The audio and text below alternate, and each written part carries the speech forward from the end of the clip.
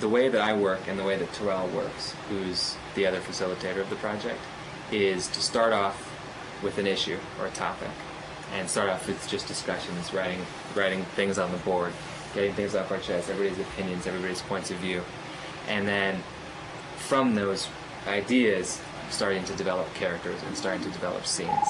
The play is about racism and race, not just racism, but race, and police-youth relations. So you all have race, and you all were kids, and now you're going to be police officers, so those all relate to you.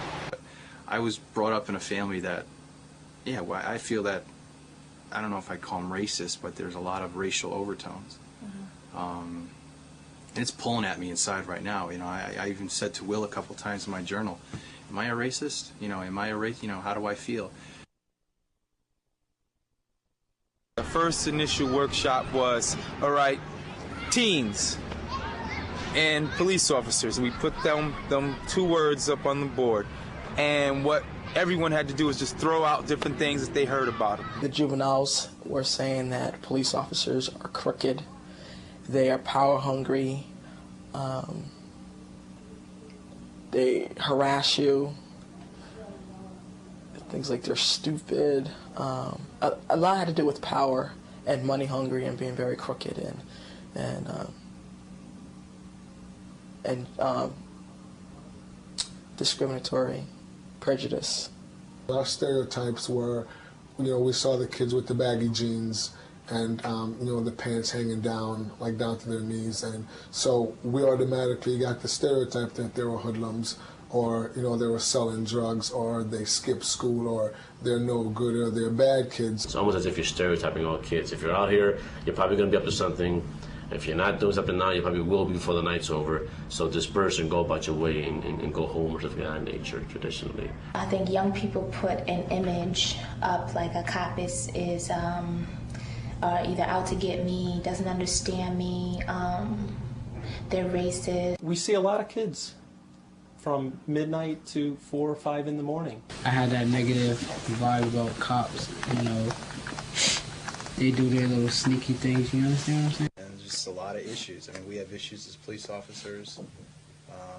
You guys have issues as young adults in this community. I just think we have a lot of work to do. I think with the kids, we have to try to regain trust that we lost. We did those silly exercises where we had to do silly things in front of each other. I just would like for everyone to just take a moment to look around the circle, see who's in the circle, make eye contact with everyone in the circle. Which, you know, kind of made it so we weren't that embarrassed around each other anymore. And then we started to find out that the kids were just as annoyed with doing the project as we were. And then we found a common ground, and then from there it just kind of built. What's a heavy topic that you guys really want to make sure that you send a certain message across? That should be the focus of what we're trying to accomplish. I think sometimes cops might feel that they're above other people just because of the job that they're doing. So they might think of themselves as being, okay, I'm better than this person, therefore I can talk to them any way I want to, even if there's nothing wrong. So that's definitely something that a message we should definitely try to send. Now, the only thing is how.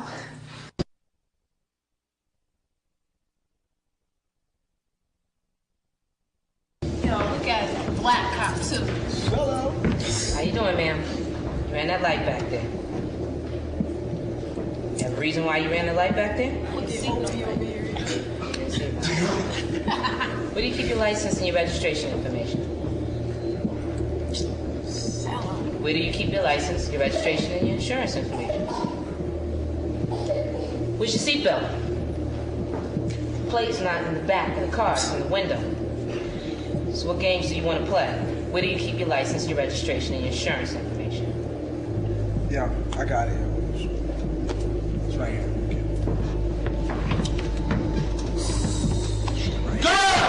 Let me see your hands! Let me see your hands!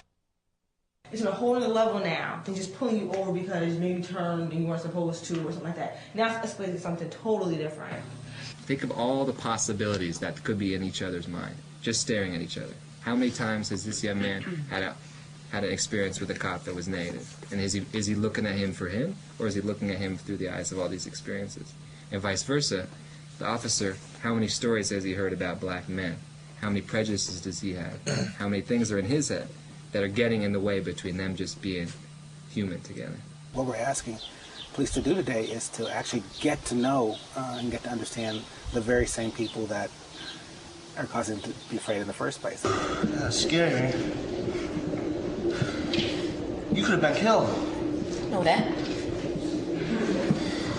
2 guns. Some of these kids pull a gun out. Just give me the license and information. That's all I ask for. You got a little more than just that.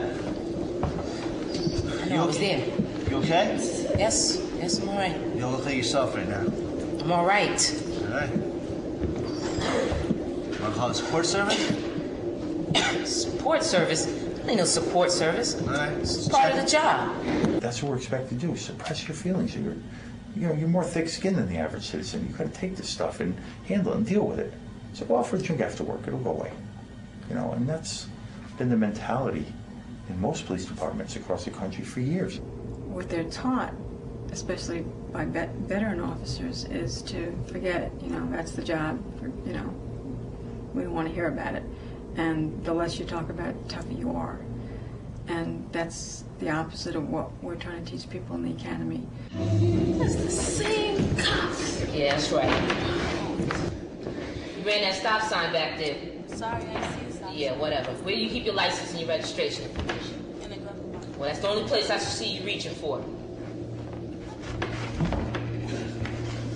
Give me your license and your registration. Can you help me out, please? No.